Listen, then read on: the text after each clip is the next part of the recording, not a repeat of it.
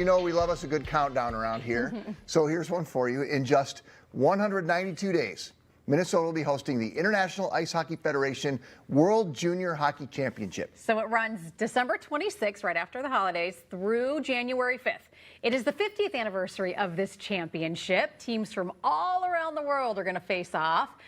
And the last time that the Twin Cities hosted this event, folks, was back in 1982, so more than 40 years ago. So here to tell us all about it, Andrea Graham with the World Junior Championship, and Skye Boucher, the granddaughter of legendary Minnesota hockey player Henry Boucher. Nice to meet you guys. Thanks for having us. Thanks for coming on. Well, Andrea, why don't you kind of start with what people can expect? Absolutely. I mean, it's 11 days, 10 teams from all around the world, 29 games. Like, it is the best of upcoming hockey. It's the next generation of NHL superstars.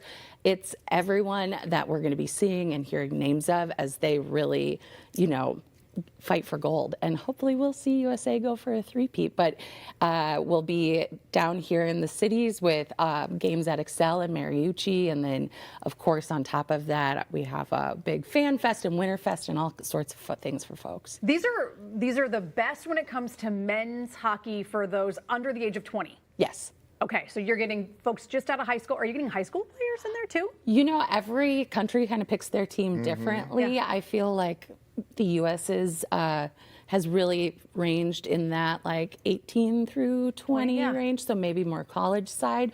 But you never know who they're going to pick. They haven't picked the team yet. So. And the opportunity for people to go and watch these players and say, I saw them when. Exactly. After they're kind of drafted or whatever. It's going to be cool. Skye, yes. we know your grandfather. Yeah.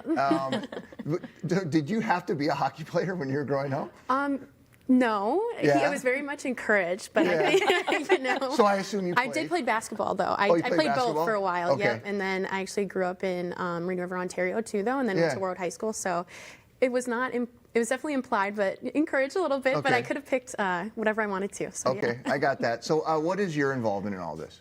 So it really started with his involvement at first with Minnesota sports and events and doing everything and just being a really big advocate for the sport, especially with Indigenous people. And so I really got to see him shine there. And that's where my involvement started. And I kind of like to explain it as like a wax on, wax off type of situation, and him showing us the ropes and getting all of my siblings and I involved. And so when they asked me to be on the board and advisory council and things like that, I obviously had to say yes. And it's been so much fun, and I'm so excited for this event. What are you most looking forward to with the event?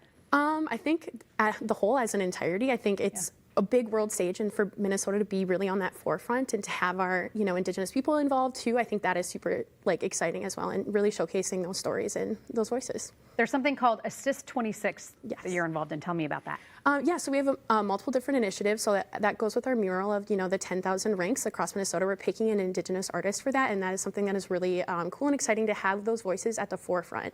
And that really just showcases, and my Papa Henry's involvement with the sport and how hockey is for everyone, and really finding that voice and showing the world just our art, our history, our culture is something that's really important.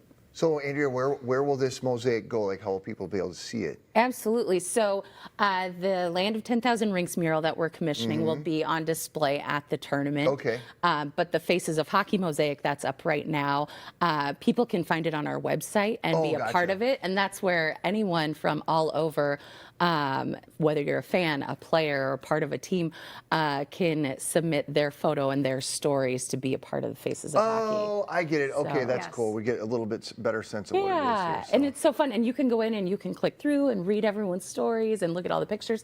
There's mine right there. Oh, that's cute. Yeah, so it's been a really fun project to work on, and really important for us to just, show and the wide reach that hockey has across our state and across generations. Okay, so if Minnesota is the state of hockey, why has it been more than 40 years since we've had the event here? We ask ourselves that question all the time. But we are so fortunate because it's also the 50th anniversary this year. And so we get to celebrate that here with the international hockey community. And the founder of World Juniors, or the man who started the tournament, is a Minnesotan, and he's still here. Oh, cool. And so getting to celebrate him and his work will be really exciting as well. I know that this is really huge in Canada, this event, right? I mean, they host it every couple of years. And I was kind of wondering if you guys think we're going to have a lot of Canadians coming in to watch this event and to partake, because we're so close. Absolutely. Well, we see a lot of that with summer tourism and things as well. Yeah. So Yeah. anytime their teams are here, we do see it. So we're hoping that we'll see a large both drive and fly markets come down and spend some time with us. Sky, tell somebody something about their grandfather that maybe that they wouldn't know, or something from your perspective. Because for you, he's grandpa. He's not. He is, and I like to explain that to people. I grew up, in Warroad too, and everybody from Warroad either knows somebody who's a professional athlete or is related to somebody, and so I always thought that he was just, my Papa Henry. I was going through my mail the other day, and mail from like when I was a college freshman, right? And he used to mail me like $20 or $40 in the mail, which I think is so funny. Like, we live in an age of technology. Yeah. He used to send He wasn't cash doing, through the he mail. wasn't doing Venmo. Right? He didn't know what Venmo was, and so I just think that's so funny. And I found a little handwritten note. He was like, "For you and your friends this weekend." And I was like, "Okay, thanks." And so it's just a little heartwarming moment that I had to myself in my apartment, and nobody would ever know that he was not up with the times. You know what's funny? You just brought something up that I never really thought about, but we know Warroad is such a legendary hockey community, but you're like, well, everybody has a relative that has some Yeah. connection to pro hockey, which I don't think too many communities can say that. No, not a lot. And I didn't really think that was our normal. Yeah. That was my normal, and that's some of my friends is normal too. And so that's something that it was kind of a culture shock when you leave Warroad, is like, oh, you guys don't know an Olympian? Right, yeah. right. Oh, you've never been you've never been to a hockey game, or oh, okay. And so it's kind of funny, and I always explain that to my friends, even who live down here. It's just so hilarious that I'm like, oh, nobody's related. Nobody Yeah, here. that- And I'm just like, yeah. That is really funny. I never thought about that. Andrea, tell us real quick before we go about the jerseys and stuff that you brought in. Oh, absolutely. I mean, we're just excited to get the word out, and a big part of that is bringing the logo wherever we can. And so you'll see a lot of these things out at our World Juniors on the Road stops, different events happening both this summer and this coming winter. We'll be at a lot of golf tournaments, so you'll start seeing the logo everywhere. Can people get this stuff now? Like, what can people do now? For sure. So we don't have any merch on sale quite yet, but you can certainly enter to win jerseys and things like that. But of course, participating in different things like the Faces of Hockey and getting those badges on your pictures will help you be a part of it digitally. Can people for now. get tickets yet? Yes, so we Okay. are in our group group package Yeah. ticket phase. So you can get either an all session package or tickets for all the games at Excel, or tickets for all the games that are happening at Mariucci plus the medal rounds.